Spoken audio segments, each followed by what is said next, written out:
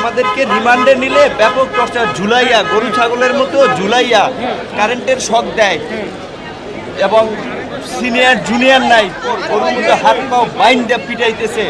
বারবার রিমান্ডে নিলে আরো টর্চার করবে। আপনারা আইনগতভাবে বলেন রিমান্ডে নিলে যে রিমান্ডের যে নির্দেশনা যে একজন ম্যাজিস্ট্রেট রিমান্ডে একজন ম্যাজিস্ট্রেট যে উপস্থিত থাকা অবস্থায় যে কথা বলবে সেই টর্চার করে সবাইকে ব্যাপক মাত্রায় যেন রাজনীতি না করে। অনেকের কাছে মুসলেকা চায়, মুসলেকা যে বাইরে যেন রাজনীতি না করে। আর আমাকে বিশেষ করে আমি কেন নির্বাচনে গেলাম না, 12 কোটি টাকা আমার বাসায় নিয়ে গেছে, তারপর আমি নির্বাচনে গেলাম না, শেখ হাসিনাকে নিয়ে গালিগালাজ করি, বক্তব্য দেই সরকারকে নিয়ে। এই কারণে আমাকে যারা ছাত্রলীগপন্থী অফিসার তারা ইচ্ছা মতো ফুটবলের মতো, আমি একটা ফুটবল ডিবি কার্যালয়, আমি একটা ফুটবল, এইটুকু আপনাদেরকে বলি।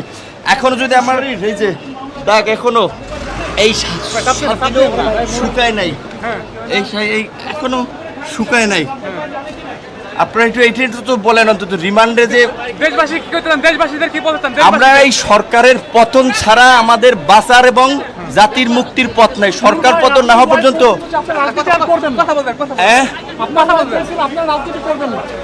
আমাকে তো বাঁচতে দিবেন, আমাকে বলছে পঙ্গু করে দেবে। ইলিয়াস আলী যদি আমাকে বলছে যে পঙ্গু করে দেবে, আমার মতো দু একজন নূর না থাকলে তাদের কিচ্ছু হবে না।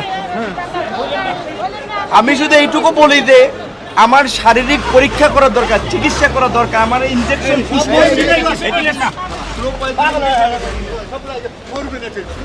রিমান্ডে নিলে ব্যাপক টর্চার, ঝুলাইয়া গরু ছাগলের মতো ঝুলাইয়া কারেন্টের শক দেয় এবং সিনিয়র জুনিয়র নাই চট থাপ্পড় গরুর মতো হাত পাও বাইন্দা পিটাইতেছে। বারবার রিমান্ডে নিলে আরো টর্চার করবে। আপনারা আইনগতভাবে বলেন রিমান্ডে নিলে যে রিমান্ডের যে নির্দেশনা যে একজন ম্যাজিস্ট্রেট রিমান্ডে একজন ম্যাজিস্ট্রেট যে উপস্থিত থাকা অবস্থায় যে কথা বলবে সেইভাবে ব্যবস্থা করতে, টর্চার করে সবাইকে ব্যাপক মাত্রায় যেন রাজনীতি না করে। অনেকের কাছে মুসলেকা চায়, মুসলেকা যে বাইরে যেন রাজনীতি না করে। আর আমাকে বিশেষ করে আমি কেন নির্বাচনে গেলাম না, 12 কোটি টাকা আমার অফার দিয়েছে, স্বরাষ্ট্রমন্ত্রী বাসায় নিয়ে গেছে, তারপর আমি নির্বাচনে গেলাম না, শেখ হাসিনাকে নিয়ে গালিগালাজ করি, বক্তব্য দেই সরকারকে নিয়ে। এই কারণে আমাকে যারা ছাত্রলীগপন্থী অফিসার তারা ইচ্ছা মতো ফুটবলের মতো, আমি একটা ফুটবল ডিবি কার্যালয়, আমি একটা ফুটবল, এইটুকু আপনাদেরকে বলি। এখনো যদি আমার সমস্ত শরীর এই যে দাগ এখনো এই শুকায় নাই, এই এখনো শুকায় নাই।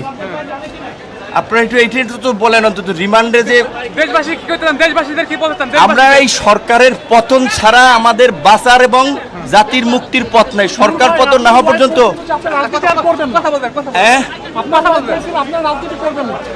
আমাকে তো বাঁচতে দিবেন, আমাকে বলছে পঙ্গু করে দেবে। ইলিয়াস আলীর মতো যদি আমি আমাকে বলছে যে পঙ্গু করে দেবে, আমার মতো দু একজন নূর না থাকলে তাদের কিচ্ছু হবে না। আমি শুধু এইটুকু বলি যে আমার শারীরিক পরীক্ষা করা দরকার, চিকিৎসা করা দরকার, আমার ইনজেকশন